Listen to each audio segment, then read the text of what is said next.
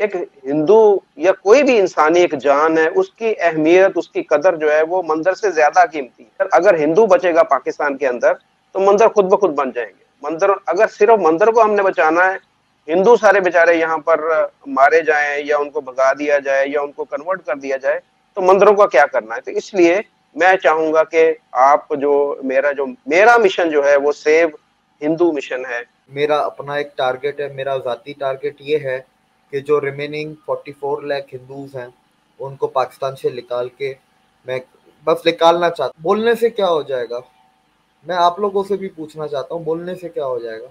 Hindus के ऊपर मैं दो बात क्यों नहीं कर सकता, उसकी मैंने आपको दो वजह बता दी। पहली सेफ्टी एंड सिक्योरिटी, दूसरा मेरा पर्सनल एक जो एजेंडा, पर्सनल टारगेट है कि सबको बाहर लेके जाना है।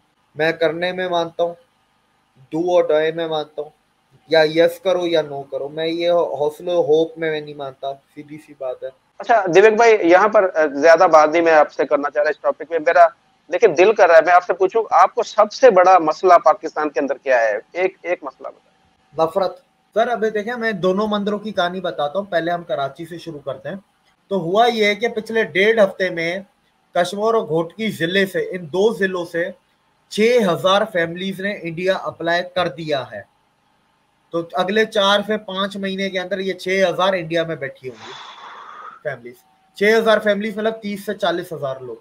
वो आज हुआ। तीन बच्चियां कन्वर्ट की गई, सादकाबाद की वो तीन बच्चियां हैं, उनको कन्वर्ट देखो, किया गया है। और उन्होंने बताया है कि जी हम पर 10-12 साल से, सॉरी 7-8 साल से हमें तबलीग की जा रही थी। तो उनकी उम्रें देखिए, उनकी उम्रें होंगी तकरीबन 18-20 साल होगी या उससे भी कम उम्र होंगी। अरे सर कहाँ और से, मैंने तफसीर देखी, तफसीर में तो मुझे 11-12 साल की तो वो मुझे तीनों लड़कियां लग रही हैं। सर BYD ने क्या किया, इंडिया जब टेस्ला चाइना में गई तो टेस्ला को खरीद के उसकी री इंजीनियरिंग करना, रिवर्स इंजीनियरिंग शुरू की।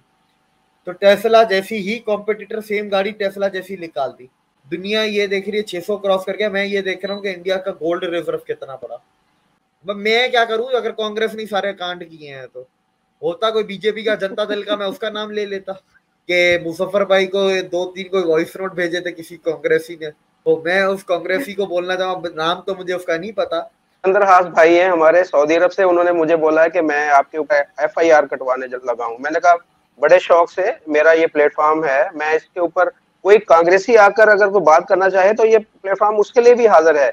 लेकिन अगर दिवेक भाई कोई बात कर रहे हैं, आपको उससे इख्तलाफ है, तो आप आए उनके साथ डिबेट करें, मेरा प्लेटफॉर्म मुजफ हाजिर है। और लेकिन उन्होंने बोला कि जी मैं आपके अगर आप दोबारा बात करेंगे तो मैं आपके खिलाफ इंडिया में FIR कटवाऊंगा। तो मैंने उनको बोला मुजफ बड़े एक एक शौक से एक मेरे चीज खिलाफ। जी। मैं उस भाई को बता देना चाहता हूँ कि हमने उस वीडियो में बोला था कि जिन जिन से सोनिया गांधी को खतरा था वो मर गए अचानक से। हमने कभी नहीं बोला कि सोनिया गांधी ने मारा। हेलो एंड वेलकम फ्रेंड, मैं हूं मुजफ्फर चौधरी और आप देख रहे हैं हमारा यूट्यूब चैनल परफेक्ट रिएक्शन। दोस्तों इस वक्त हमारे साथ मौजूद हैं कराची पाकिस्तान से दिवेक कुमार जी। किसी तारीफ का मोहताज नहीं है, बहुत ही ब्रिलियंट हैं, बहुत ही, मैं इनके बोलने के और एक्सप्लेन करने के तरीके को बहुत मैं पसंद करता हूं। और मैं क्या, आप सब इनको बहुत ज्यादा पसंद करते हैं। तो दिवेक कुमार जी, आपको मैं अपने शो में वेलकम कहता हूं। कैसे हैं आप? ठीक है, नमस्कार। जी, जी मैं बिल्कुल ठीक हूँ, आप बताएं आप कैसे हैं। शुक्रिया बुझला जी बुलाने के मैं लिए। बिल्कुल ठीक, मैं ठीक हूँ। अच्छा दिवेक भाई, एक मंदिर वाला वाकया हुआ कराची के अंदर। एक रेखा नामी औरत के ऊपर ये बताया गया कि उसने जो है मंदिर को गिराया है वहां पर। और उसके ऊपर कुछ काफी, पूरी दुनिया के अंदर बातें हुई, इंडिया के, पाकिस्तान के अंदर भी पूरी दुनिया ने इसको उछाला, बताया। हमारे कुछ यूट्यूबर्स जो है वहां पर गए भी। और मेरे जो चाहने वाले हैं, मेरे देखने वाले हैं, उन्होंने मुझे मैसेजेस किए कि आप कराची जो है एक मंदिर का जो वाकया हुआ है, गिराया गया, उसे डिमोलिश किया गया, इसके ऊपर क्यों नहीं गए? तो मैं यहाँ थोड़ी सी वजाहत करना चाहूंगा कि मैं एक, देखिए मैं फुल टाइम यूट्यूबर नहीं हूँ, मैं पार्ट टाइम यूट्यूबर हूँ। और मुझे इतना अरसा भी नहीं हुआ, आप जानते हैं मेरा कुछ बैकग्राउंड ऐसा है कि मैं एक ट्रेडिंग करता हूँ, कपड़े के काम से मैं मुंसलिक हूँ। आप मेरी पिछली अगर वीडियो देखें तो उसमें आपको पता चल जाएगा। और मेरे कुछ मसाइल हैं, फैमिली है मेरी, कुछ प्रॉब्लम है ऐसे कि मेरी इनकम, सीधी सी बात है, इतनी नहीं है कि मैं बाई एयर जा सकूं। तो आप अगर मेरा बैकग्राउंड देखें तो मैं इससे पहले जो एक हिंदू भाई है हरचंद राम, उनके ऊपर एक प्रॉब्लम बना था, उस वक्त मैं उनके साथ गया।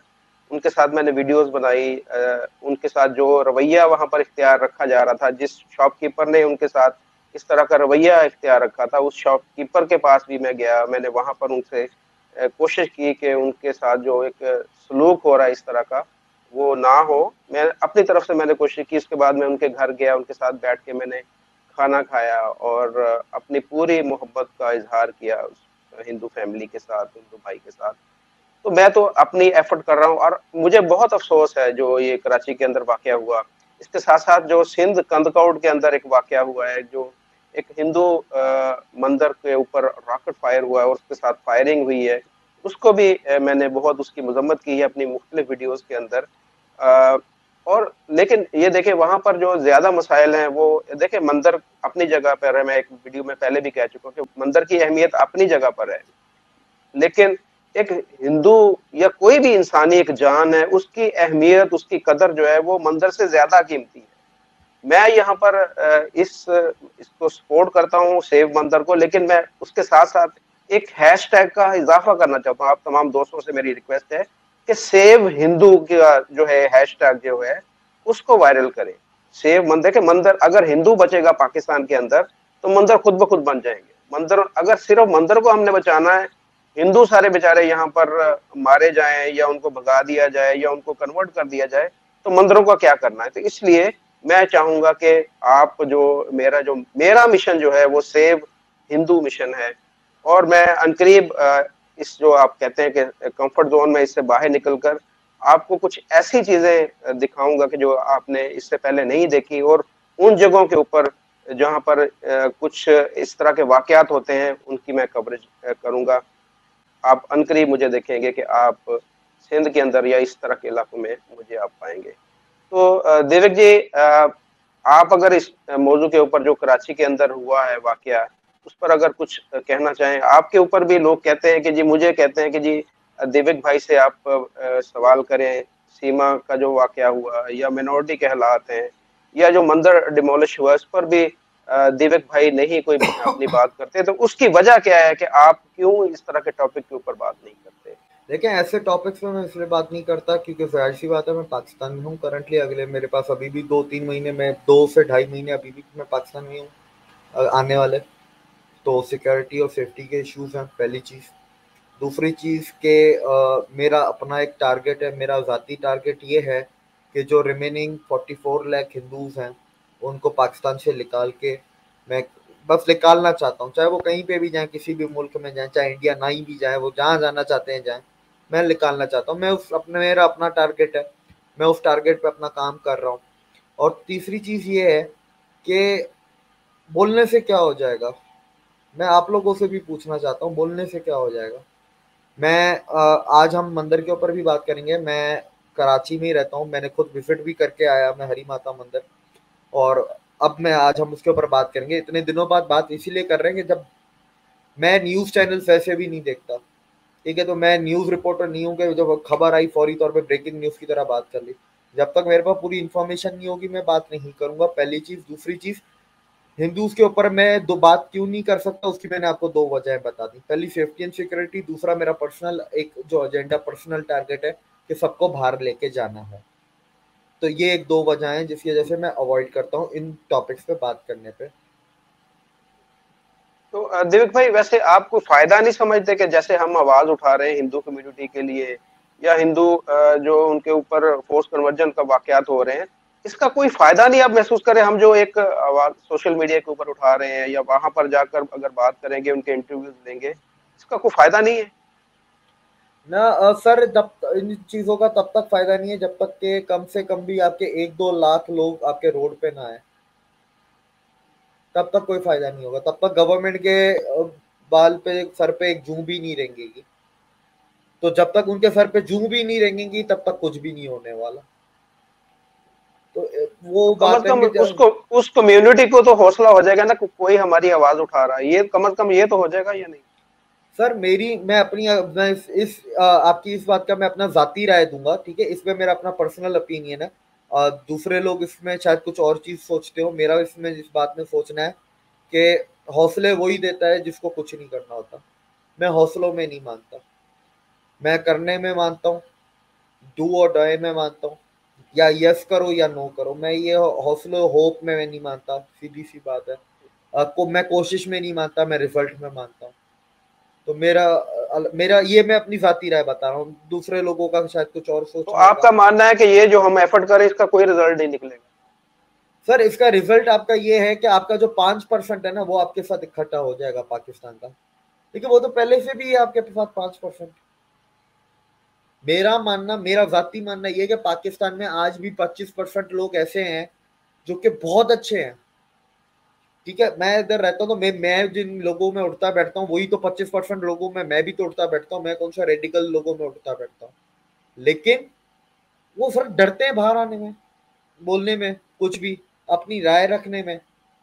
अब वो 25% डरते हैं, लेकिन वो अंदर से ईमानदार है। अब लेकिन वही बात है ना कि आप अंदर से ईमानदार हो लेकिन आप बोल नहीं रहे हो, तो उसका फिर कोई फायदा नहीं है ना। आप हम वैसे 5% बोलते हैं, लेकिन मेरे हिसाब से 25% पाकिस्तान की आबादी आज भी बिल्कुल एक पॉजिटिव माइंडसेट वाली है। इवन इंटर रिलीजन को लेके, डाइवर्सिटी को लेके, कल्चर को लेके, जितने भी एस्पेक्ट्स पे हम लोग अक्सर बातें करते हैं, लेकिन सर उसका हल नहीं है जब तक कोई बोलेगा नहीं। जब तक आप बोल नहीं सकते, बोलने की आजादी नहीं है। इधर बोलने की कीमत है, दुनिया में झूठ की कीमत है, इधर सच की कीमत है। बहरहाल देविक भाई, मैं बहुत ही अफसुर्दा हूँ इस सारे हालात में, इस सारे वाकयात में। मैं हमारे देखें हाथ बंधे हुए हैं, हम यहाँ पर सिर्फ बात ही कर सकते हैं। अमली तौर पर अगर कुछ मैं कर सकता आप लोगों के लिए, आपकी कम्युनिटी के लिए, अभी हम हमारे भाई हैं आप, ये मुल्क आपका है। आपके बड़े जो हैं इस मुल्क के बनाने में, आप उनका बड़ा किरदार रहा है, बड़ा उनके एफर्ट है उनकी। इस मुल्क की मुआशरत में आप लोगों की बड़ी ही कदर कीमत है, बड़ी ही आपकी जो है एफर्ट शामिल हैं। लेकिन अब हालात कुछ इस तरह के बन गए हैं कि समझ से बाहर है कि इस चीज का हल क्या है। हमारी रियासत जो है इसके ऊपर क्यों नहीं सोच रही, क्यों नहीं देख रही कि ये जो हमारे कुछ लोग हैं जो छोड़ छोड़ के, मुल्क छोड़ छोड़ के बाहर जा रहे हैं, उसकी वजह क्या है? वो उनको क्यों इस तरह के हालात दरपेश हैं कि उनकी जो बच्चियां हैं खास तौर पर, वो फोर्स कन्वर्ट हो रही हैं और उनकी अपनी जिंदगियां दांव पर लगी हुई हैं। उनको अगवा किया जा रहा है, अगवा बरए तावान वसूल किया जा रहा है सिंध के मुख्तलिफ इलाकों में। अच्छा दिवेक भाई, यहाँ पर ज्यादा बात नहीं मैं आपसे करना चाह रहा इस टॉपिक में, मेरा लेकिन दिल कर रहा है मैं आपसे पूछूं, आपको सबसे बड़ा मसला पाकिस्तान के अंदर क्या है? एक एक मसला बताएं। नफरत। बुनियाद बुनियाद हमारी नफरत पे है ना, तो फिर वो जिस चीज का बीज लगाएंगे उसी का पेड़, उसी के फल निकलेंगे ना, नफरत। और वो आपने फिर हर चीज में डाल दी। बुनियाद है ना, बुनियाद से तो वो फिर हर चीज में चली गई, एजुकेशन में गई, पॉलिटिक्स में गई, लोगों में चली गई, न्यूज मीडिया में भी चली गई, फिल्मों में भी चली गई, आपस की रोजमर्रा की बातों में भी चली गई। नफरत सबसे बड़ी बात, अगर जो बुनियाद है इस मुल्क की वो।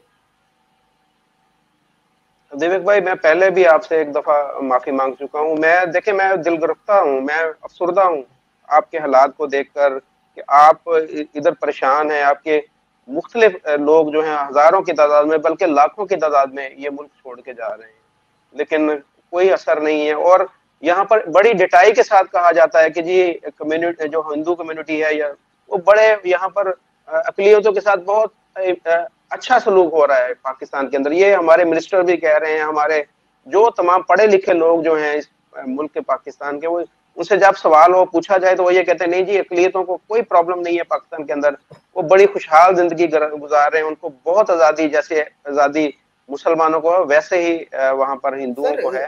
तो इसको देखिए, इस बात को मैं एंड इस तरीके से करना चाहूंगा, इस टॉपिक को मैं एंड करते चलते हैं। इसमें दो चीजें देखें, पहले तो वो बेशरम लोग हैं मिनिस्टर्स की, जो उन्होंने आपकी बात की, वो तो बेशरम है, तो उनसे तो बंदा उम्मीद भी क्या रखे। दूसरी बात इसके अंदर ये कहना चाहूंगा कि सर ज्यादातर आप देखें ना, जो ये लोग कहते हैं ना कि अकलियतों के साथ अच्छा व्यवहार है, कुछ बुरा नहीं हो रहा, और 19-20 तो देखें फिर सभी के साथ हो रहा है, लेकिन ओवरऑल अच्छा है, माहौल दिया हुआ है, हर चीज है। सर वो लोग कौन बोलते हैं? पंजाबी ज्यादातर होते हैं। और आप पंजाबी को देख लें, पंजाब में माइनॉरिटी ना होने के बराबर है। जी। जो जो कम्युनिटी माइनॉरिटी के साथ रही नहीं है ना, वो कभी माइनॉरिटी के बारे में बोलने का हक नहीं रखती, वो कभी उनका दर्द नहीं समझ सकती, वो कभी वो डिफरेंस ही नहीं समझ सकते। हम लोग सर सिंध में पैदा हुए हैं, पले हैं, बड़े हैं, हमारी तीनों नस्लें, तो सर हमारे भी चारों तरफ मुसलमान हैं, लेकिन वो सिंधी हैं। आप सिंधी हमेशा आप सिंधी के अंदर टॉलरेंस होगी क्योंकि वो बड़ा हुआ है हिंदुओं के बीच में। कराची में वो क्रिश्चियनों के बीच में बड़ा हुआ है, वो एक ही मोहल्ले में रह रहे हैं, एक जो दो मुसलमान के घर हैं तो दो हिंदू के घर हैं, तो फिर आगे दो फिर मुसलमानों के घर हैं, मिलके हर कोई हर चीज कर रहा है। पंजाब में सर ऐसा नहीं है। और बात तीसरी के देखे आपकी बिल्कुल आपकी भी वॉइस नोट्स वगैरह आए थे, और आपको तो सर आप जैसे लोगों को तो मुझसे भी ज्यादा हिम्मत की दात है, क्योंकि हमारे ऊपर एक तो चीज है ना, हमारे ऊपर तो फतवा बाद में लगेगा, फतवा तो सबसे पहले तो आप लोगों पे लगता है। तो आप जी लोगों की बिल्कुल। हिम्मत की दात है इस चीज की। लेकिन सर बात वही है ना घूम फिर के, कि हमारे पास वो पावर नहीं है, हम बोलने के अलावा कर भी क्या सकते हैं। तो इसीलिए मैं बोलना नहीं पसंद करता, मैं काम करना पसंद करता हूँ, जो है कि उनको यहाँ से निकालूं सबको। बहरहाल आपके लिए मेरी नेक ख्वाहिशात हैं, आपके लिए दुआएं भी मेरी आपके साथ हैं। आपको जो है आपका भगवान और मेरा अल्लाह कामयाब करें। शुक्रिया। अच्छा दिलीप भाई, मंदिर की तरफ चलते हैं। कराची वाला जो मंदिर है जो डिमोलिश किया गया है, उसके पीछे क्या सारी कहानी है? क्या आपने उसको मुकम्मल विजिट भी किया है, आपने उसके ऊपर रिसर्च भी की है? हमारे देखने वालों को बताइएगा कि कहानी असल में है क्या वो। सर अभी देखें, मैं दोनों मंदिरों की कहानी बताता हूँ, पहले हम कराची से शुरू करते हैं। देखिए इतनी बड़ी कहानी इतनी कॉम्प्लिकेटेड नहीं है जितना न्यूज मीडिया आइटम पे आ रही है। पहली चीज तो इसको, अब मैं आपको पहले कहानी शुरू करता हूँ। 150 साल पुराना मंदिर है। तो 1947 में ऐसा हुआ कि जो राइट्स हो रहे थे, दंगे हो रहे थे आजादी के टाइम पे, तो ये बोला कि भाई मंदिर की जो प्रॉपर्टी है ये किसी बंदे के नाम पे कर दो, मतलब एनओसी गार्डियन जो केयर टेकर है उसको बना दो, ताकि ये प्रॉपर्टी बच जाए, क्योंकि वो फिर प्राइवेट प्रॉपर्टी में आ जाएगी। तो जो रेखा जो है औरत, इसकी फैमिली के नाम पे ये सारी कर दी गई थी। लेकिन इसकी फैमिली में 3-4 साल पहले अब कोई भी बड़े रहे नहीं, जो बड़े थे उस टाइम पे जिनको ये सबका था। अब पहली चीज ये, अब दूसरी चीज, जिस दिन मंदिर टूटा है रात को, उससे 2 हफ्ते पहले केएमसी वाले जो थे या जमशेद जो वहाँ की लोकल म्यूनिसिपल वाले थे, वो मंदिर पे गए। उन्होंने बोला 150 साल पुराना स्ट्रक्चर है, ये किसी भी वक्त टूट जाएगा, तो आप इसको रेनोवेट करें, उसको खाली करें। जबरदस्ती, मतलब जबरदस्ती से मेरी मुराद है कि भाई 4 दिन में खाली हो, 5 दिन में खाली हो, ठीक है, लेकिन बस खाली करो, खाली करो, जबरदस्ती, इस तरीके से मैं कह रहा हूँ। तो क्या हुआ कि रेखा ने क्या किया, मंदिर के अंदर जो जो जो उसका ओरिजिनल स्ट्रक्चर था 150 साल पुराना, वहां से सारी मूर्तियां निकाल के उसी 500 गज के प्लॉट में बराबर में एक छोटे से कमरे में रख दिए, जैसे होता है ना, जैसे चौकीदार टाइप का कमरा जैसा होता जी है छोटा सा, जी। उसके अंदर उन्होंने रख दी संभाल के, ताकि इसकी रेनोवेशन की जाए। ये जैसे ही किया गया, आधी रात को क्रेन आती है, डंपर आता है, सोल्जर बाजार पुलिस की पुलिस वाले भी आते हैं, और रात के 12:30 बजे उसको तोड़ा जाता है। ठीक है। अब इसके अंदर तीसरी चीज, अब इसको कैसे तोड़ा जाता है, इसके अंदर पुलिस और ये केएमसी को कहां से पैसे दिए गए और क्या हिसाब किताब है। इसमें अब एक बंदे का नाम है इमरान हाशमी, जो कि बिल्डर है। वो इसी मंदिर के बराबर वाले प्लॉट पे मॉल बना रहा है, तो वो चाह रहा था कि ये प्लॉट, मंदिर का प्लॉट भी मिल जाए तो मेरा मॉल की स्पेस बढ़ जाएगी, जो कि 500 गज का प्लॉट है। तो वो था, उसने सारी ये पुलिस मंगाई, ये क्रेन डंपर वगैरह ये सब उसका था, बिल्डर के हवाले था, ये उसका काम था, इसमें रेखा का कोई लेना देना नहीं। अब तो इसमें आती है चौथी चीज। चौथी चीज ये आती है कि भाई अब मेरे को नहीं लगता कि पहली चीज है कि या तो रेखा प्रेशर में थी, क्योंकि अब अकेली है, उसके घर के बड़े नहीं है, या रेखा लालच में उसने बेच दी जमीन। ठीक है। लेकिन मेरे को ये दोनों ही नहीं लगता। उसकी वजह मैं बताऊं कि अगर सर इन दोनों में से अगर कोई एक चीज भी होती, तो कागजात तो असली होते ना, हम्म। कागजात नकली जमा हुए हैं, असली कागजात अभी भी रेखा के पास है। तो मतलब अगर रेखा शामिल होती इस पूरे कांड में, तो फिर वो कागजात तो असली होते हैं ना, नकली क्यों होते हैं? और कागजात भी किसी नवीद के नाम पर है, जी कागजात में जो नाम है वो नवीद का है। ये नवीद कहाँ से बीच में आ गया? ये तो रेखा के खानदान वालों को दी थी ना, तो कोई हिंदू होता ना, तो ये नवीद कहाँ से बीच जी। में आ गया? अब इसके अंदर पांचवी चीज आती है। पांचवी चीज ये आती है कि अब उधर मद्रासी कम्युनिटी और रेखा के बीच में ये थोड़ा सा अनबन हो गई है। ये बोल रहे, मतलब वो बोल रहे कि तुमने किया, वो बोल रहे तुमने किया। भाई सीधी सी बात है, इन दोनों में से किसी ने नहीं किया। बिल्डर ने अपनी चाल अच्छे से खेली है, अंदर इनके डिवाइड एंड रूल किया है। अब ये कि इसके हमें कोर्ट में प्रॉपर्टी के पेपर सबमिट करने हैं। सबमिट ये करने हैं कि 1947 में ये प्रॉपर्टी पब्लिक थी, लेकिन इसको एज अ केयर टेकर और उसका पूरा एग्रीमेंट एक बना के रेखा की फैमिली के हवाले किया गया था कि वो गार्डियन बनेंगे और वो केयर टेकर होगी फैमिली इस मंदिर की। अब वो डॉक्यूमेंट्स मद्रासी कम्युनिटी से हो गए गुम, फिलहाल तो नहीं मिल रहा है, अभी तक तो उन लोगों ने नहीं दिखाया। लेकिन अब इसके अंदर जो अच्छी बात ये हुई है कि पाकिस्तान हिंदू काउंसिल, जिसकी ऑफिस इधर कराची में ही है, दो तलवार पे, और ये जमशेद टाउन की जो ऑफिस है, मेयर की ऑफिस है, यहाँ गवर्नमेंट की ऑफिस में भी डॉक्यूमेंट पड़े हुए हैं, पाकिस्तान हिंदू काउंसिल के पास भी डॉक्यूमेंट पड़े हुए हैं। और इसके अंदर पाकिस्तान हिंदू काउंसिल इस केस के अंदर आ गया है, तो कोर्ट में जब मद्रासी कम्युनिटी के साथ साथ ऑल पाकिस्तान हिंदू काउंसिल के लोग भी जाके रिप्रेजेंट करेंगे अपने वकील के साथ, तो उनके पास भी डॉक्यूमेंट्स हैं। अगर फॉर एग्जांपल जमशेद टाउन से नहीं मिलता गवर्नमेंट रिकॉर्ड से, तो यहाँ से मिल जाएगा। और गवर्नमेंट रिकॉर्ड में सर होती हर चीजें मिलती नहीं है, मसला ये होता है। फाइल तो मिल जाएगी आपको, वो ढूंढने में 3 साल लग जाएंगे, मसला ये, आपको पता है हमारी फाइलें कैसी पड़ी होती हैं जी। गवर्नमेंट ऑफिसों में। तो ये क्या कोई ये इतना बड़ा इशू नहीं है। अब इसमें एक चीज आती है कि अब इसमें गवर्नमेंट का क्या इन्वॉल्वमेंट है। गवर्नमेंट की इन्वॉल्वमेंट है कि वहां की जो लोकल म्यूनिसिपल ऑफिस थी जमशेद टाउन की या केएमसी की, और पुलिस वाले थे, वो इन्वॉल्व थे। गवर्नमेंट का नीचे का तबका, लेकिन गवर्नमेंट का ऊपर का तबका इस हादसे में शामिल नहीं था। कोई जैसे मिनिस्टर या कोई कैबिनेट या चीफ मिनिस्टर से कोई आए, वो शामिल नहीं थे। नीचे का तबका शामिल था इसके अंदर गवर्नमेंट का, जैसे सोल्जर बाजार के पुलिस वाले, जमशेद टाउन के जो म्यूनिसिपल ऑफिस वाले, जो मेयर की ऑफिस है वो वाले, ये सब इसके अंदर शामिल थे।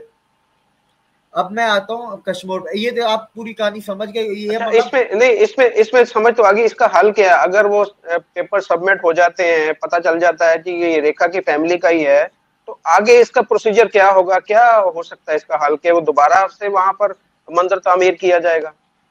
बंदा, हाँ, फिर अगर ये हो जाता है, डॉक्यूमेंट जैसे सबमिट होंगे कोर्ट में, ठीक है, तो फिर ये है कि वो डील आपकी कैंसिल हो जाएगी और आपको ये मंदिर फिर से बनाना पड़ेगा, लेकिन उसके ज्यादा से ज्यादा पैसे सारे हिंदू हम मिलके ही देंगे, चंदा इकट्ठा करेंगे।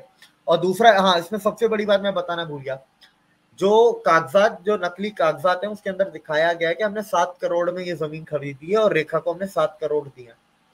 वो 7 करोड़ का एक भी प्रूफ अभी तक जमा नहीं कराया। कैश की ना रिसीविंग है, ना कोई बैंक ट्रांजैक्शन है, अभी तक नहीं है। मैं आज तक की बात कर रहा हूँ जब हम वीडियो रिकॉर्ड कर रहे हैं। अच्छा, अब इसके इसमें अंदर, अगर अगर अगर प्रूफ हो जाए कि ये वाकई रेखा ने बेचा है, तो रेखा के पास ऐसी अथॉरिटी है कि वो मंदिर को बेच सकती है, मंदिर की प्रॉपर्टी को, जगह को बेच सकती है वो? सर अथॉरिटी इस तरीके से कि 50% अथॉरिटी है कानूनी तौर पे, रिमेनिंग 50% अथॉरिटी ये है कि आपको कम्युनिटी की हामी भरनी है। अगर बाकी कम्युनिटी हामी भरती है तो आप प्रॉपर्टी बेच सकते हो। मतलब 50-50 है इसके अंदर डिसीजन मेकिंग रेखा के पास। फॉर एग्जाम्पल कि अगर रेखा ने बेचा है तो, पर मेरी नजर में नहीं बेचा, क्योंकि अगर रेखा ने सर प्रेशर में भी दिया होता ना, डर के मारे, तो भी ओरिजिनल कागजात जाते ना, नकली क्यों गए? तो मेरे को वो वाला जो चीज है ना दिमाग में। और मैं सारा वहां पर सर विजिट करके आया। मैं पाकिस्तान हिंदू काउंसिल की ऑफिस भी गया था, वो तो मेरे घर के बिल्कुल करीब ही है, 15 मिनट का फासले पे। तो ये बस चल रहा है, इतना बड़ा इशू नहीं है जितना मीडिया पे दिखाया जाता है। मैंने कहा ना सर, मैं न्यूज नहीं देखता, मैं मीडिया नहीं देखता, फिश मार्केट है, वो खबर कम दिखाते हैं, मसाला ज्यादा होता है उनका, इसलिए मैं नहीं देखता, वो फजूल है सब। अच्छा, अब मैं उसमें कश्मीर वाली बात ऐड करता चलूं।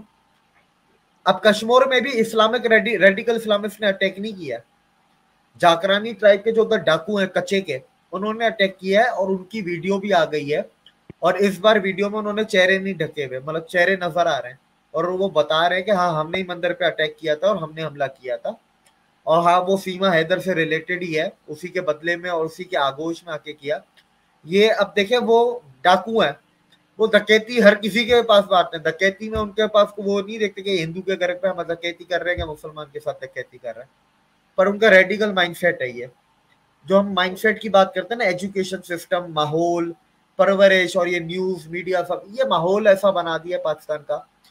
अब इसके अंदर कश्मीर में ये हुआ है कि उधर ज्यादा कुछ हो नहीं सकता, क्योंकि उधर पुलिस से ज्यादा तो डाकुओं की चलती है, कश्मीर और घोटकी में, जो ये कच्चे का इलाका है।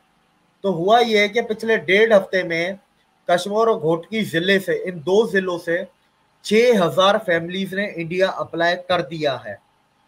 तो अगले 4 से 5 महीने के अंदर ये 6,000 इंडिया में बैठी होंगी फैमिलीज। 6,000 फैमिलीज मतलब 30 से 40,000 लोग। बहुत ये पाकिस्तान के लिए बुरी खबर है, पाकिस्तानियों के लिए बुरी खबर है कि यहाँ पर एक अहम जो लोग हैं, अहम कम्युनिटी है, वो खौफजदा होकर ये छोड़े जा रहे हैं। हालांकि ये हमला होने से पहले हमने वीडियो बनाई थी, मैंने लोग सर के साथ वीडियो बनाई थी, उसके अंदर भी मैंने बोला था, स्टेट को मुखातब होकर मैंने कहा था कि ये लोग बेचारे बेबस है, लाचार हैं, स्टेट को चाहिए कि इनको प्रोटेक्ट करे। तो कोई प्रोटेक्शन नहीं उनके पास, अभी भी वो वैसे ही लाचार हैं वहां पर। तो क्या कर रहे हैं जो हमारे जो कानून नाफिज करने वाले इदारे हैं, वो पता नहीं किधर सोए हुए हैं, उनको क्यों नहीं इनको प्रोटेक्ट करते। सर बस अब आप देख लेना, अभी ये इंटरनेशनल मीडिया न्यूज आइटम बन गया, ठीक है। ये इंटरनेशनल खबरों पे इंटरनेशनल मीडिया ने इस चीज को कवर किया, लेकिन पाकिस्तान के किसी भी minister, prime minister, cabinet minister, home minister, किसी का कोई आया इसके ऊपर स्टेटमेंट? किसी भी न्यूज चैनल पे चला, ARY, समाज, जियो, कहीं पे चला? नहीं चला। तो पाकिस्तान से सर हमने, आपके स्टार्टिंग में आपने पूछा ना कि आपको कोई उम्मीद क्यों नहीं है, आपको क्यों नहीं है, सर ऐसी यही वजह है, हमें इसीलिए कोई उम्मीद नहीं है। और सिर्फ ये थोड़ी ना हो, ये तो हम 2 मंदिरों की बात कर रहे हैं, वो 30 हिंदुओं को भी तो उठाया था, 24 जी। घंटे के अंदर 2 मंदिर भी तोड़े, 30 हिंदुओं को भी उठाया। उसके ऊपर मेरे पास फिलहाल कोई रिपोर्ट नहीं है 30 हिंदुओं के ऊपर उनके साथ क्या हुआ, लेकिन ये है कि उनके लिए फिरौती मांगी थी 30 हिंदुओं को छोड़ने के लिए। फिरौती का क्या हुआ आगे, ये अभी फिलहाल मेरे पास उसके ऊपर अपडेट नहीं है करंटली। जी। लॉ एंड ऑर्डर की सूरत हाल देखें, आज भी घोटकी के पास जो सक्खर के एरिया में आपने देखा होगा कि मेहर कबीला और एक दूसरा एक कबीला है, दो आपस में लड़ाई हो गई, वो एक की औरत को उठा के ले गए, वो जवाबन उन्होंने उनके 2 बंदे मार कर उनकी 2 औरतें उठाकर ले गए। तो ये तो सूरत हाल है। और सैकड़ों लोग वहां पर जो जदीद असलहे के साथ थाने के बाहर मौजूद थे और पुलिस वहां से बाहर ही निकली। तो ये तो लॉ एंड ऑर्डर की सूरत हाल है सिंध के अंदर। पता नहीं क्या कर रहे हैं ये बिलावल भुट्टो। वैसे तो बड़े ये नारे लगाते हैं कि जी मैं ये कर दूंगा, वो कर दूंगा, अपने सूबे के जो हालात इनसे कंट्रोल नहीं होते। सर बस आप लोग क्या, हम लोगों ने तो एक्सपेक्टेशन छोड़ दी है, तो मैं कहता हूँ कि दुनिया को भी अब इन लोगों से कोई एक्सपेक्टेशन नहीं होनी चाहिए। मैंने तो छोड़ दी है एक्सपेक्टेशन, इसीलिए अब तो मैंने बोलना भी छोड़ दिया। दिल्ली नहीं करता, क्या बोले सर, ऐसे वाकयात रोज हो रहे हैं। अब मैं आपको इतना भेजता नहीं, आपको कोई बड़ा वाकयात होता है तो मैं आपके साथ शेयर कर लेता हूँ, नहीं तो सर मेरे पास डेली कोई ना कोई एक वाकयात मेरे पास आता है, ठीक है। जी। अब डेली तीन एक तीन अब बच्चियां क्या बात करें। हाँ, वो तीन वो आज बच्चियां हुआ। तीन बच्चियां कन्वर्ट की गई, सादकाबाद की वो 3 बच्चियां हैं, उनको कन्वर्ट देखो, किया गया है। और उन्होंने बताया है कि जी हम पर 10-12 साल से, सॉरी 7-8 साल से हमें तबलीग की जा रही थी। तो उनकी उम्रें देखिए, उनकी उम्रें होंगी तकरीबन 18-20 साल होगी या उससे भी कम उम्र होंगी। अरे सर कहाँ और से, मैंने तफसीर देखी, तफसीर में तो मुझे 11-12 साल की तो वो मुझे तीनों लड़कियां लग रही हैं। उनके तो पैर फिर वो सोफे पे बैठे हुए, पैर ही नहीं पहुंच रहे नीचे। जी बिल्कुल। और वो कह रही है कि अपने वालदेन से रिक्वेस्ट कर रही है कि हमें आकर यहाँ मिले हैं हम। तो इसका मतलब ये है कि वो जा नहीं सकती। जो उन्होंने बोला ना कि अपने वालदेन को आकर मिले, इसका मतलब है कि वो अपने घर वापस नहीं जा सकते। अच्छा दिवेक भाई, मैं ज्यादा इस पर बात नहीं करना चाहता, आपके लिए भी मसले यहाँ पर पैदा होंगे। अ, हमारे जो देखने वाले हैं वो समझ सकते हैं कि मैं तो फिर भी कुछ बात कर लेता हूँ, लेकिन दिवेक भाई जो है जिस तरह के माहौल में रह रहे हैं पाकिस्तान के अंदर, इनके लिए मसले पैदा हो जाएंगे। तो बहरहाल हम आगे बढ़ते हैं, हम इंडिया की तरफ चलते हैं। तो इंडिया और चाइना की बात करते हैं। चाइना की एक कंपनी है BYD, आपने सुना होगा। उन्होंने इन्वेस्टमेंट की बात की थी इंडिया में कि हम इंडिया के अंदर इन्वेस्टमेंट करना चाह रहे हैं, लेकिन इंडिया ने मना कर दिया। सर ये क्या वजह है कि एक तो घर आती हुई लक्ष्मी किसको बुरी लगती है, इसकी क्या वजह है? सर घर आती लक्ष्मी के पीछे जब एक एजेंडा होता है ना, तो फिर हर किसी को बुरा लगता है। चाइनीज कंपनी, चाइनीज इन्वेस्टमेंट को आप जितना अपनी मार्केट से बाहर निकाल के रखेंगे उतना बेहतर है। अब मैं पहले BYD का आपको थोड़ा बता देता हूँ। सर BYD ने क्या किया, इंडिया जब टेस्ला चाइना में गई तो टेस्ला को खरीद के उसकी री इंजीनियरिंग करना, रिवर्स इंजीनियरिंग शुरू की। तो टेस्ला जैसी ही कॉम्पिटिटर सेम गाड़ी टेस्ला जैसी निकाल दी। चाइना के अंदर वो IP का थोड़ी ना कोई मसला होता है, पेटेंट का, कॉपीराइट का। तो वो सेम का सेम कॉपी करके उन लोगों ने निकाल दिया। तो अब ये है कि चाइना का एक मॉडल है, वो किसी भी मुल्क में जाता है ना, वो पहले रेट, इतने कम रेटों में नुकसान में चीजें बेचता है कि बाकी कंपनियां ही ठप होकर बंद हो जाए, ठीक है। अब एक ये वजह है। दूसरा, मनी लॉन्ड्रिंग में ये लोग आते हैं। तीसरा जाहिर सी बात है इनकम आपकी रेमिटेंस के तौर पे इनकम भी इंडिया से बाहर जाएगी, कमाएंगे भी इंडियन मार्केट से। चौथी बात है कि भाई इंडिया के पास कमी है क्या कंपनीज की? ना इंटरनेशनल कंपनीज की कमी है, ना लोकल कंपनीज की कमी है, दोनों की कोई कमी नहीं है इंडिया के पास। जैसे हम याद हो, अगर आपको याद हो, हम शायद अमेरिका के टूर पे हमने जब वीडियो की थी मोदी जी की, तो मैंने आपको एक पैनासोनिक की बात की थी कि पैनासोनिक बातचीत कर रहा है। वो एमओयू साइन हो गया पैनासोनिक का। पैनासोनिक अब ईवी बैटरियां बनाएगा और दुनिया में वाह। सबसे बेहतरीन ईवी बैटरियां पैनासोनिक बनाता है, हाई क्वालिटी, उससे बेहतर लिथियम बैटरीज और कोई नहीं बना सकता, नंबर 1 पे है पैनासोनिक। वो एमओयू हो चुका है। कितनी आज हम वही महीना हो गया, 21-22 तारीख को मोदी जी गए थे, आज 23 तारीख महीने में हो गया एमओयू। वो अंदर अभी कंस्ट्रक्शन शुरू हो जाएगी अगस्त से प्लांट पे। तो सर देखें, इंडिया को कमी तो है नहीं ना किसी चीज की। अगर हम जैसे बात करें कि BYD इंडिया में आती है तो आपकी 40% मार्केट शेयर ले जाएगी। ये एम करेगी, जाहिर सी एम करेगी। कैसे करेगी? इतना सस्ता बेचो, इतना सस्ता बेचो कि बाकी सबकी मार्केट ही खत्म हो जाए। फिर आप ये कॉपी करते हैं, एक तो ये भी इशू है। आप ये अब इंडिया में क्या है कि इंडिया में आप कॉपी करके आप इंडिया में नहीं बेच सकते, पर इंडिया की चीजें कॉपी करके आप चाइना में, दुनिया के दूसरे मुल्क में तो बेच ही सकते हैं, क्योंकि इनके ऊपर कानून ही लागू नहीं होगा, क्योंकि ये इंटरनेशनल कंपनी है। ये फिर ड्रामे होते हैं ना कि पेरेंट कंपनी, सब्सिडरी कंपनी और फिर ग्रुप कंपनी, ये सर ये कॉर्पोरेट लॉ में ये बड़े लूप होल होते हैं। तो ये फिर उस लूप होल से बचेंगे कि ये तो बीवाई इंडिया ने थोड़ा चोरी किया, ये तो बीवाईडी चाइना ने चोरी की है। ठीक है, ये बीवाईडी इंडिया तो साफ सुथरी है, हमने तो कोई कॉपी थोड़ी ना, वो तो बीवाईडी चाइना कॉपी है। अब दोनों का मालिक तो एक है, लेकिन नहीं, कॉर्पोरेट लॉ की नजर में दोनों अलग होते हैं। तो केस बीवाईडी इंडिया पे नहीं चलेगा, केस बीवाईडी चाइना पे चलेगा। तो इस तरह के चाइना ने ये फटकारियां की। टेस्ला को देख लो, टेस्ला को कॉपी करके टेस्ला को ही मानना शुरू कर दिया उन लोगों ने, रिवर्स इंजीनियरिंग करके। तो ये तो चाइना की तो सर हरकत है, आपको स्टार्टिंग से आपको पता ही है। उसके बाद ये है कि बीवाईडी को sir inter American deep state भी सपोर्ट करता है, तो एक ये भी वजह है। अमेरिकन डीप स्टेट कभी भी नहीं चाहता कि इंडिया सक्सेसफुल हो, कभी भी इंडिया आगे बढ़े, कुछ करे। और इंडिया वैसे ही दुनिया की 3rd लार्जेस्ट आपकी ऑटोमोबाइल मार्केट है। दुनिया आ रही है तो एक चाइना की बीवाईडी नहीं आई तो क्या हुआ? मैकलैरन के शोरूम्स इंडिया में, लैम्बोर्गिनी के शोरूम, ऑफिशियल शोरूम कह रहा हूँ कंपनी के, ये नहीं कि किसी ने लेके और खोल दिया, नहीं, कंपनी ने खुद खोले हुए। फरारी के इंडिया में है, BMW, मर्सिडीज, ऑडी की फैक्ट्रियां इंडिया में है, ये प्रीमियम गाड़ी।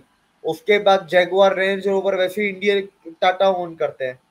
ठीक है, और बाकी तो आप दुनिया की सारी कंपनियां इंडिया में ही है, निसान, हुंडई, किया, टोयोटा, टाटा, महिंद्रा, जितना उठा लें सभी इंडिया के अंदर बैठी है। एक बीवाईडी नहीं आएगी तो क्या हो गया? टेस्ला भी आ गई, टेस्ला ने भी अनाउंस कर दिया कि हम साल में 5 लाख गाड़ियां बनाएंगे, 20 लाख से हमारी गाड़ी की स्टार्टिंग होगी। तो सही है सर, एक चाइना की नहीं आएगी तो खैर है। आप देख ले, कल ही तो एमओयू हुआ है इंडिया और जापान का, $35 बिलियन, $35 बिलियन सेमीकंडक्टर में।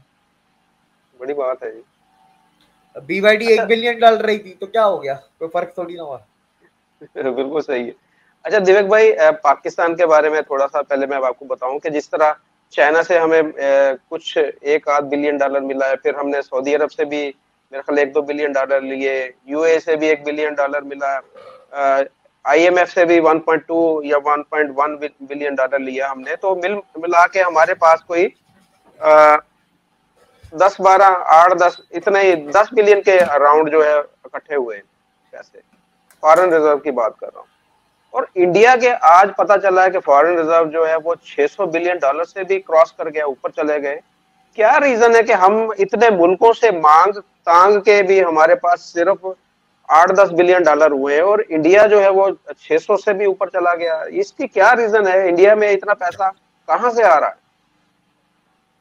सर देखें, फॉरेक्स रिजर्व 3-4 चीजों पर डिपेंड करता है कि आपकी, पहले बात तो आपकी करेंसी कितनी इंटरनेशनल मार्केट में स्ट्रांग है, उस हिसाब से आपके फॉरेक्स रिजर्व पे फर्क पड़ता है।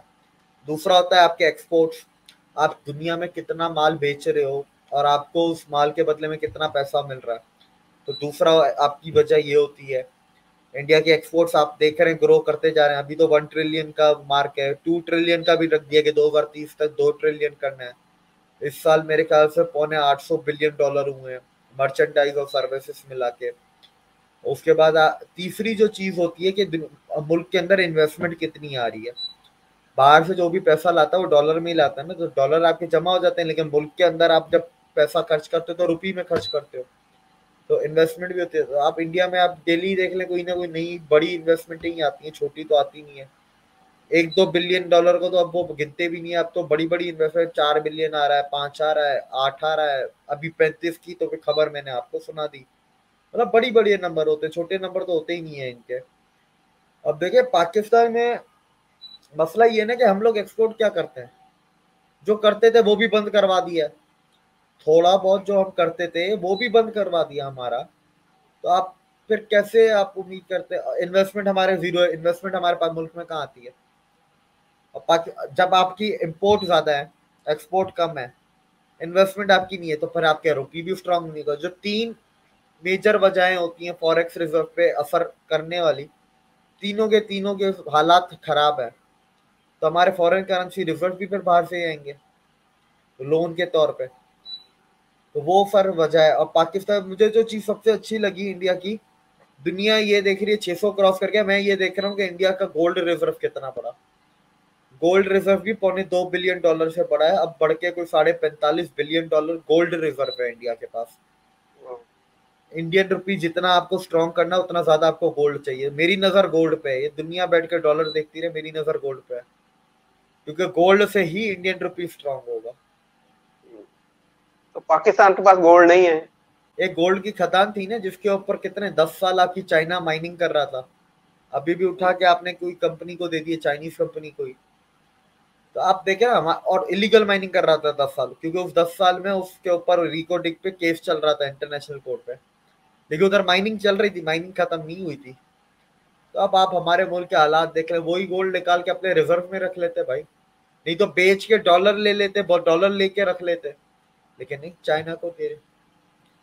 अब चाइना, आपको पता पाकिस्तान में जितनी भी खदानें हैं उनमें से 60% खदानों का मालकिन, जो मालिकाना हक है वो चाइना के पास है। 60 से ज्यादा मालिकाना हक चाइना के पास है। जितनी भी खदानें, चाहे कोयले की हो, गोल्ड की हो, तांबे की हो, ग्राफाइट हो, कोई और मिनरल हो, या जेम स्टोन्स जो आपके पंजाब में निकलते हैं और केपीके में ये जो ज्वेलरी वाले पत्थर, वो खदानें हो, नमक की खदान हो, 60% आर ओन बाय चाइनीज। तो एक दिन पता लगना चाइना पूरे मुल्क का मालिक बन गया हमारे। सर मेरे हिसाब से तो है, आप चाइना के डर की वजह से ही तो आप अमेरिका की तरफ नहीं जा रहे, ये डर ही तो है चाइना का। यही तो आप पता नहीं। आपने आपकी अभी आज के वक्त में आपकी दुश्मन, आपकी ये जो दुश्मनी है इंडिया के साथ, कौन खरीद रहा है? चाइना। और वो खरीद के बदले में आपको पैसे भी दे रहा है, क्योंकि आप बैंकरप्ट मुल्क हैं। तो फिर मालिकाना हक तो सर उसी का हुआ ना। ये फिर एक चीज मैं आपको ऐड करता चलूं, मैं आपको छोटा सा समझाता हूँ कि मालिकाना हक चाइना के पास कैसे हुआ। ठीक है, उसकी वजह ये है कि आप कभी इंडिया चाइना को कंपेयर करें अगर ग्लोबल स्टेज पे, चाइना की इकोनॉमी वैसी बात है बड़ी है और सब कुछ है, इंडिया को अभी भी 20 साल लग जाएंगे चाइना को ओवरटेक करने में। मेरी नजर में 20 साल, दुनिया तो बोलती है 40-50 साल लगेंगे। अब मैं 20 साल की वजह बताता हूँ। इंडिया के पास सर इंस्टीट्यूशन हैं ग्लोबल। आप देखें इंडिया जहां जाता है अपने इंस्टीट्यूशन बनाने की कोशिश कर रहा है। जाहिर सी बात है अभी कोई बड़े लेवल पे इंस्टीट्यूशन नहीं है, लेकिन एटलीस्ट शुरुआत तो की है। चाइना ने कौन सी शुरुआत की है, कहाँ है वो इंस्टीट्यूशन? अमेरिका की ताकत अमेरिका की आर्मी में या इकोनॉमी में नहीं है, उसके इंस्टीट्यूशन में है। दुनिया जिन इंस्टीट्यूशन पे चलती है सबके सबका मालिक तो अमेरिका है। WTO उठा लो, WHO उठा लो, UN उठा लो, IMF उठा लो, वर्ल्ड बैंक उठा लो, FATF उठा लो, सारे इंस्टीट्यूशंस का माई बाप तो अमेरिका बन के बैठा हुआ है, तो वो है उसकी ताकत। इंडिया इसी तरीके से अपने इंस्टीट्यूशंस बना रहा है। Global south, one world one sun one grid, ठीक है, ये उन्होंने शुरू किया। उसके बाद आप देखें वन वर्ल्ड वन हेल्थ, ये प्लेटफॉर्म्स है ना। इंटरनेशनल सोलर अलायंस शुरू किया। आहिस्ता आहिस्ता थोड़ा टाइम लगेगा, वैसी बात है, लेकिन इंडिया ने शुरू किए हैं। चाइना सेकंड पे होके भी उसके पास कोई नहीं है, मुझे नजर नहीं आते। और इंडिया के भले छोटे लेवल पे पर सक्सेसफुल है। सिमिलरली अगर आप पाकिस्तान और चाइना पे, अब मैं आ जाता हूँ, चाइना ने पाकिस्तान की उन क्रिटिकल चीजों में इन्वेस्ट किया है जिस वजह से पाकिस्तान की मजबूरी बन गई है कि वो चाइना की हाँ में हाँ मिला है क्रिटिकल चीजों में। जरूरी नहीं है कि, वैसे बात बताऊं, ये एयरपोर्ट और पोर्ट बेचने के मैं फेवर में हूँ और ट्रेनें भी मैं बेचने के फेवर में हूँ, ठीक है, ये सारा ही बेच दिया जाए पाकिस्तान में तो ज्यादा बेहतर है, मैं उसके फेवर में हूँ। उसकी ये एक अलग बिजनेस हम साइड पे निकल जाएंगे इकोनॉमी पे, लेकिन आपको एक चलते चलते मैं बता दूं, मैं उस चीज के खिलाफ नहीं हूँ। और चाइना ने क्या किया, क्रिटिकल चीजों में डाला, आपसे नेवी के कॉन्ट्रैक्ट ले लिए, आपकी आधी एयरफोर्स चाइनीज वेपन्स पे चल रही है और चाइनीज जहाजों पे चल रही है, 60% आपके नेचुरल रिसोर्सेज पे उन्होंने कब्जा कर लिया। एक आपका स्ट्रेटेजिक डीप वाटर पोर्ट, दुनिया का सबसे बड़ा डीप वाटर पोर्ट गवादर, उन लोगों ने 90 साल, 90 नहीं 40 साल के लिए लिया, 90 साल के लिए लिया, मेरे ख्याल सर 40 साल के लिए है। 40 साल के, पता नहीं 40 के 90 इन दोनों में जी किसी एक के लिए लिया, जी। तो मतलब लंबे टाइम के लिए ले लिया, बीच में से काटते हुए आपको आ रहा है। आपकी एनर्जी प्रोडक्शन में चाइनीज कंपनीज का, जनरेशन की बात कर रहा हूँ, जनरेशन में चाइनीज कंपनीज का 40% कॉन्ट्रीब्यूशन है। कल चाइना धमकी दे हमारी कंपनी हम बंद कर रहे हैं, बिजली ही नहीं बना रहे, मुल्क में वैसे ही लोड शेडिंग इतनी है, 40% बिजली और आपकी चली जाएगी। क्रिटिकल चीजों में इन्वेस्ट किया है, आपकी वो होता है ना, आपकी सही नसें पकड़ी हैं, हाथ नहीं पकड़ा चाइना ने, हाथ बेवकूफ पकड़ते हैं, उन्होंने नसें पकड़ ली हैं, ज्यादा गला टीटा पकड़ की लिया। नस ही रोक देंगे, गला ही दबा देंगे, सब कर देंगे, खून ही रोक देंगे तुम्हारा। तो इंडिया भी वही कर रहा है, इंडिया इंस्टीट्यूशंस बना रहे, जैसे मैंने एग्जांपल दिया, तो पाकिस्तान के क्रिटिकल इंस्टीट्यूशंस में चाइना ने इन्वेस्टमेंट करके उनको अपने कब्जे में ले लिया। तो बहुत शुक्रिया अभिषेक भाई, आप इस वक्त एक टेंशन परेशानी में है, आपके घर में एक नुकसान हो गया था, मैं अपने देखने वालों को बोलूं उनके लिए दुआ करें। इनका शॉर्ट सर्किट की वजह से काफी घर में आग लग गई और नुकसान हुआ। तो मेरी हमदर्दियां और नेक ख्वाहिशात आपके साथ हैं। और अपने जो देखने वाले हैं उनसे भी मैं रिक्वेस्ट करता हूं कि आपके लिए वो दुआ करें कि आप इस नुकसान से जल्दी बाहर निकल आएं। तो अपना ख्याल मुजफ्फर रखिएगा। दिव्य भाई आप मसरूफ हैं। मुजफ्फर भाई, मैं आपको बीच में सारा काट रहा हूँ, दो तीन चीजें मैं जल्दी जल्दी कहता चलूं कि मणिपुर का इंसिडेंट मैं लोगों को बता दूं कि इसके ऊपर हम एक दो हफ्ते बात करेंगे जब मेरे पास पूरा डेटा आ जाएगा। अभी हवाई बात हमें नहीं करनी।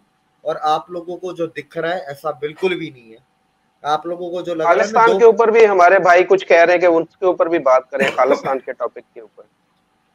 चलें उसके ऊपर भी कर लेंगे, खालिस्तान के ऊपर भी, लेकिन मैं खालिस्तान का पे कर लेंगे, वो उसके पे तो है मेरे पास अच्छी खासी नॉलेज। जी उसके बाद मणिपुर पे ये कि अभी इंफॉर्मेशन आ रही है, और मैं फिर इतना बोलना चाहूंगा, सब्र रखो, अपनी गवर्नमेंट पे भरोसा करो। तुम लोगों को जो लग रहा है ना कि दो कम्युनिटियां लड़ रही हैं, ये बच्चों वाले खेल है, न्यूज कम देखा करो। ये दो कम्युनिटियों का गेम नहीं है, ये बहुत बड़ा जियोपॉलिटिकल गेम चल रहा है। एक मणिपुर जितने सूबे में, छोटे से सूबे में बहुत बड़ी जियोपॉलिटिकल गेम चल रही है।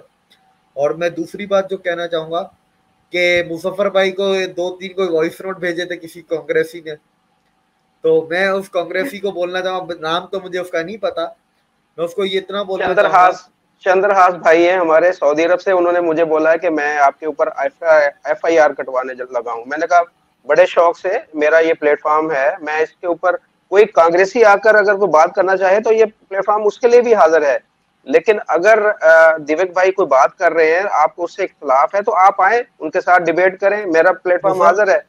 और लेकिन उन्होंने बोला कि जी मैं आपके अगर आप दोबारा बात करेंगे तो मैं आपके खिलाफ इंडिया में FIR कटवाऊंगा। तो मैंने उनको बोला बड़े एक एक शौक से एक मेरे चीज खिलाफ। जी मैं उस भाई को बता देना चाहता हूँ कि हमने उस वीडियो में बोला था कि जिन जिन से सोनिया गांधी को खतरा था वो मर गए अचानक से, हमने कभी नहीं बोला कि सोनिया गांधी ने मारा।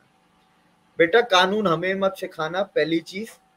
दूसरी चीज, तुम FIR करनी है ना, मेरे नाम पे करना, मेरा नाम दिव्य कुमार ऑफिशियल है, ये DK हटा देना, दिव्य कुमार मेरा ऑफिशियल नाम है। दम है तो मेरे ऊपर FIR करो, मैं फिर जो कोर्ट में रखूंगा ना, फिर तुम्हें मैं बताऊंगा, तुम मेरा बाल भी बाका नहीं कर सकते। हम लोग मर्यादा का सर ख्याल रखना पड़ता है, काफी चीजें ऐसी हैं जो मैं शायद आपको मैं प्राइवेट में भी ना बता पाऊं, मुझे प्राइवेट में बताते हुए शर्म आ जाए। मर्यादा का जी भी तो ख्याल रखना होता है, क्योंकि चैनल पे सब जी बिल्कुल। लेडीज वुमेन, आपके बच्चे, यंगस्टर्स, जी बूढ़े सब होते हैं, आपको हमें ध्यान रखते हुए बात करनी होती है। और एक कमेंट फिर मुझे बड़ा अच्छा लगा था, नीचे आया था, अबे देवेक अपने मुल्क के बारे में बात कर, इंडिया के ऊपर बात नहीं कर। मैं 2 मिनट में इस बात को घुमा दूंगा। अगर मुझे अपने मुल्क के ऊपर बात करनी है ना, पहले 150 करोड़ हो जाए ना, अपना मुंह बंद कर लो, पाकिस्तान के ऊपर बात मत करना। मेरे को 2 सेकंड लगेंगे बात को घुमाने में, नैरेटिव बनाने में, है ना। जी मैं बेटा राजदीप सर देसाई और बरका दत्त का भी बाप हूँ, ये बात याद रखना। एनडीटीवी भी मेरे देखिए, सामने कुछ नहीं है। देखिए दिवेक भाई, हम ना तो कांग्रेस के हैं ना हम बीजेपी के हैं, हम तो जो हम ना फैक्ट है वोट उसके ऊपर डाल बात सकते, कर दें। हम तो ना वोट जी डाल सकते हैं, हम तो भीख मांग रहे हैं, हमें जी कोई वीजा दे दे तो घूमने चले जाएं। हम तो इधर पाकिस्तान में बैठे हुए हैं, हम लोगों का क्या जाए। हम लोग, मेरा ये पर्सनली मानना है बीजेपी की, मैं सर जो एक सपोर्ट कह लें या एक फैन, जो मैं फैन हूँ, क्योंकि मेरा एक पर्सनली खुद का मानना है कि जब इंडिया अच्छा करेगा ना, वो पूरे खित्ते के लिए अच्छा होगा। खित्ते में जितने भी मुल्क हैं, अफगानिस्तान, ईरान, पाकिस्तान, श्रीलंका, भूटान, श्रीलंका, ये आपका नेपाल, म्यांमार, ये पूरे खित्ते के लिए अच्छा होगा अगर इंडिया अच्छा करता है। क्योंकि छोटे मुल्क है, छोटे मुल्क आपके डीप स्टेट पे और इंटरनेशनल कबाल से टक्कर नहीं ले सकते, इंडिया जैसा बड़ा मुल्क ले सकता है। और इंडिया के साथ अगर ये छोटे छोटे मुल्क अगर जुड़ जाएं तो और बड़ी ताकत बन जाएगा। तो इंडिया से देखिए वो होता है ना, आपके गुनाह भी आपके फैलते हैं खानदान में, अगर आप गुनाह करते हो तो आपके बच्चों में भी वो फैलते हैं, वो जी आपके असरात जाते हैं। इसी तरह पुण्य होते हैं, अच्छे काम भी आपके इसी तरीके से फैलते हैं। तो इंडिया अच्छा करेगा ना, तो उसके फायदे हर किसी को मिलेंगे, ये मेरा जी। पर्सनली मानना है। तो जो भी इंडिया के लिए अच्छा होगा हम उसकी बात करेंगे। मैं क्या करूं, अगर कांग्रेस ने सारे कांड किए हैं तो होता कोई बीजेपी का, जनता दल का, मैं उसका नाम ले लेता। तो यहाँ पर ये कतन मकसद नहीं है कि हम कांग्रेस को डिग्रेड कर रहे हैं या बीजेपी की सपोर्ट कर रहे हैं, ये हमारे देखने वाले इस चीज को माइंड में रख लें। हाँ, अगर आपको दिवक भाई की किसी बात से इख्तलाफ है और आप उनको बिल्कुल काउंटर करना चाहते हैं, तो हम दिवक भाई को भी इनवाइट कर लेंगे और आपको भी इनवाइट कर लेंगे, यहाँ बिल्कुल। पर आप डिबेट कर लें इनके साथ, तो दूध का दूध और पानी का पानी हो जाएगा। तो ये धमकियां ना दें हमें कि आपके खिलाफ हम एफआईआर कटवा देंगे, तो आप बड़े शौक से हमारे खिलाफ जो है और सर वो देखें, एफआईआर। कहते हैं व्यूअर्स सबसे बड़े होते हैं। अगर majority of the viewers, majority मतलब 50% प्लस अगर बोलते हैं आप कांग्रेस पे या बीजेपी पे ना करें, हम नहीं करेंगे सिंपली। व्यूअर्स अगर कहते हैं, व्यूअर्स के मना कर देंगे, हम नहीं करेंगे, सीधी सी बात है। हम हिस्ट्री की बात कर रहे हैं क्योंकि उस हिस्ट्री का कहीं ना कहीं पाकिस्तान से भी ताल्लुक है। ऐसा नहीं है कि वो सिर्फ पाकिस्तान की हिस्ट्री, तो क्या 70s 80s की इंडियन हिस्ट्री का पाकिस्तान से कोई ताल्लुक नहीं है। ये बिल्कुल खालिस्तान बिल्कुल जो है। बना था, खालिस्तान को बाद में इस्तेमाल किसने किया, और वो इस्तेमाल करके आज वो वापस घूम फिर के वापस कैसे आ गया, जो खालिस्तान मर गया था, खत्म हो गया था। हर चीज इंटरटेंगल होती है, जुड़ी हुई होती है। प्यार मोहब्बत से बात करें, कोई सवाल हो आप बताएं। गलतियां मुझसे भी होती है, जैसे मुझसे हुई थी गलती, मैंने अपनी मान ली थी, कोई और गलतियां होंगी हम वो भी मान लेंगे। क्योंकि गलती मानने से बंदा सीखता है। अब जिद करके और ऐसी धमकियां तो बेटा फिर मेरे को मत देना, मैं पाकिस्तान में रहता हूँ। मैं पाकिस्तान में रह के अगर इंडिया की तारीफ कर सकता हूँ ना, तो मेरी हिम्मत का फिर तुम अंदाजा लगा लेना। ये हमें बैठ के धमकियां दी हैं अगर एफआईआर है और जेलों की। चलिए दिवेक भाई, अपना ख्याल रखिएगा, बहुत हो गई गपशप, बहुत बातें हो गई। और जो मैं अपने जो जो व्यूवर्स, हमें भाई ने हमें धमकी दी थी, हम उनके लिए प्यार का पैगाम भेजते हैं, तो ऐसी कोई हाँ बात नहीं है। प्यार मोहब्बत से बात हाँ करें, हाँ हाँ प्यार हाँ, जी मोहब्बत से। जी जी। तो आपसे इजाजत चाहूंगा भाई, अपना ख्याल रखिएगा, नमस्कार। शुक्रिया, थैंक यू।